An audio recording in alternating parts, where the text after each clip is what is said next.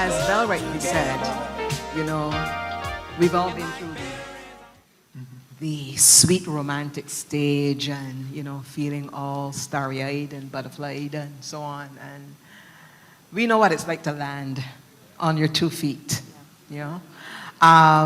When your relationship reached that level where it sort of like moved into a sense of ordinariness, you know, did it hit you? Did it impact you? Or was it something you saw coming, you were prepared for it, or were you upset by it? Well, I don't know if it would have just hit you or you saw it coming. Societal norms kind of push you into acceptance. Accepting that these things happen in relationships. You've seen it modeled in your own families with your parents. You've seen it modeled with the couples all around you, that it seems like everybody go into a kind of a status quo. And you go naturally into it, and then you realize you're not comfortable here. This is not who we are. And then you have to be very intentional to come from that place. You don't ever go back to what it was before, but you go to a new reality. This is how we shape our lives as a husband and wife. This is how we start to move forward to make sure that the fire is always burning, that there's always a fire in the furnace that keeps us moving forward. Okay. Who carries that fire? Well, I think it's both of us. Okay. You know. I was just checking. Yeah. But in my marriage, this is the fire right here. Oh. I want you to give me some concrete examples, because you know the thing about these kind of events, and you know we get very, you know we're very tidy and we're very general, you know. So I want some specific examples. What have you been doing to keep this fire, to keep this flame burning in your marriage? What have you actually been doing? Laughing a lot. Laughing a lot. Okay. Get serious, Derek. Yeah. You don't ever get serious. That's the problem. But one of the things that we've noticed is that we took life for granted. Okay. We took courting for granted. We got married. I had a girl now. Mm-hmm. You know, we didn't court anymore. Mm-hmm. And then we started to reestablish a simple thing like date night. Okay. And you know, date night, you leave the children at home.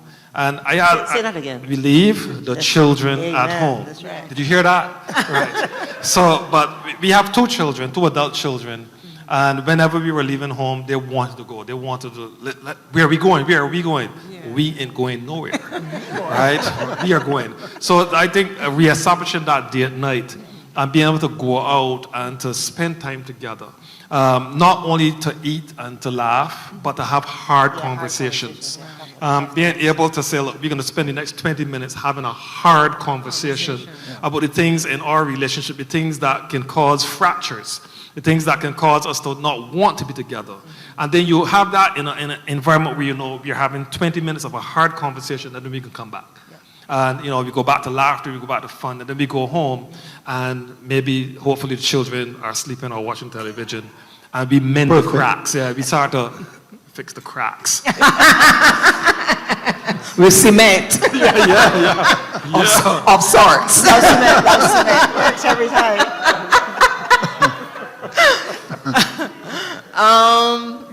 Before you ask, I've heard Derek and Sheron.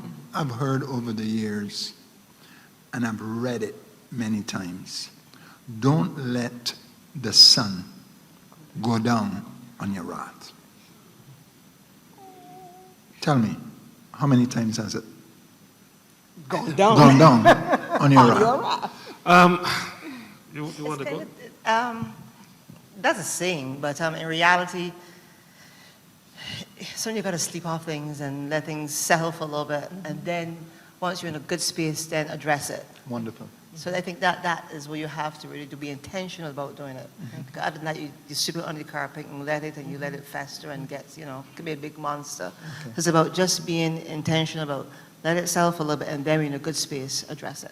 That's a very good question that Gabriel asked, because, yeah, don't let the sun go down on your wrath. I know lots of people like to quote it from the Bible. And we sort of get uncomfortable with the idea of being angry. And we think that being angry per se is a sin, when it's not. There's nothing wrong with being angry. It is really how we deal with it, or how we cope with it. What advice would you give to couples who are struggling with anger and expressing what they're really angry about, because I think that is where the challenge is that we don't express what we are angry about. We kind of bottle it up, bottle it in, push it under the rug, as you said just now, and it festers and it gets worse. So that letting the sun go down upon your wrath, it takes on a whole new meaning, because it's that you're not letting go, or you're not discussing, you're not forgiving, that type of thing, and that is what can be lethal to the relationship. So really, what should a couple do? Well, first I would say that anger is not a bad emotion. People tend to talk about the good emotions and the bad emotions. We just have emotions. We are emotional beings, and anger is one of those. And the reason why we have anger, God expects us to be able to react. And when things are not going in a way that's pleasant, anger can set in. It's how we react in anger. If I am angry and I'm going to break all the dishes in the house and I'm going to beat up on my wife, that's not how God expects us to react. He says to be angry and sin not. Anger means, look, I am not pleased about something. Let's deal with it. Let's talk about it. Now, as Sheron said, sometimes it may need, look, let's sleep on this and let's wake up tomorrow morning with fresh ears, fresh eyes, and let's go at it again. It's not that the sun is going down your wrath. There are people who I know can be upset with each other for weeks. That is where the issue comes. We have to be intentional that we're going to work this out. Maybe right now we should be in the same space. Let me go and take a drive and come back, and then let's talk about it.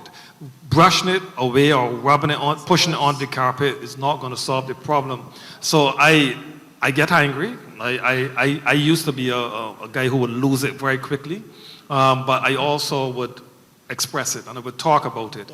And my wife would tell me so many times, she would say to me, I'm not one of your clients, don't counsel me. That's right. So I ask a lot of questions and I dig deep because I can't sleep if I don't understand.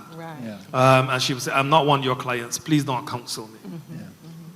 Is it true? Yes, I understand that very well. And the thing about it is, if you are in your relationship, one of you is seemingly understanding the relationship maybe and the relationship issues a whole lot better than the other person, maybe because that person might be trained or that person may expose themselves to relationship education or whatever, so they sort of have a good handle on what's happening in the relationship, while the other person may just be living it and not really understanding it.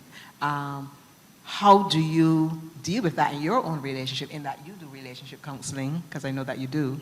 How do you handle that in your relationship so that you don't pull back on the value that you can actually bring to your marriage because of your insight, while at the same time you don't come across as if you're teaching your spouse, or as she said, counseling her?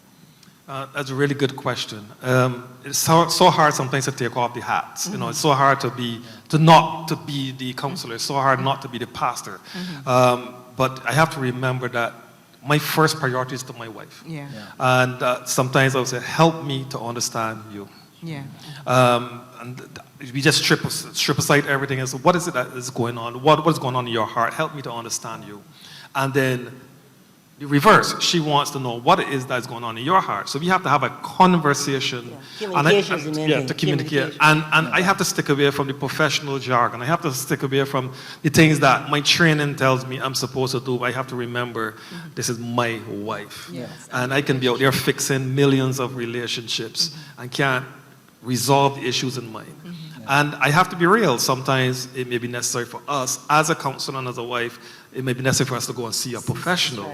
So we can say, look, let's do this. The unfortunate thing with that, I find, in our small developing nation, is that people see, especially me, people see me and think you have it all together. They don't realize that we who have it all together have a lot of cracks. Right? So when you go out and you say to a professional, well, look, maybe this is what's happening. I'm not firing on all my cylinders right now. And they laugh. They're like, yeah, there, Ward. Yeah, for real, you. So sometimes it's hard to even find that person. So we have to learn how to look. Let's talk about it. Let's figure out what's going on so we can make sure that we are not hypocrites. Telling people, do, when we don't. Well, okay, as we wrap up, what is that one thing you would say about your marriage journey tonight to this audience that can encourage them, those who are married, those who are looking towards marriage, or even those who are single? What is that one thing? I know there may be several, but what is that one thing you can pull, one lesson you can pull from your marriage journey to inspire us? I would say seek to understand. I think is important to really, because you know who you are or where you want to be, where you want to go. And he also knows the same about himself, but seek to understand or ask him, honey, help me to understand you better. I think that's one to go with. And I would say be authentic. Be the same person wherever you go. I mean, I'm Derek Ward. Oh, The yeah. Derek Ward you see in the pulpit is the Derek Ward you get in my living room. True. Truth. This is not a talk show. Y'all keep quiet, right? But be authentic. Yeah. Be your real self. Yes. That's right. And don't be ashamed to let people know, look, I don't have it all together. I can laugh at myself. So I laugh at myself before I laugh at other people. But being authentic, Yes. especially with each other. Thank you, Derek and Wonderful. Sheron. Blessings on your Thank you. marriage. Thank you so much for chatting with us.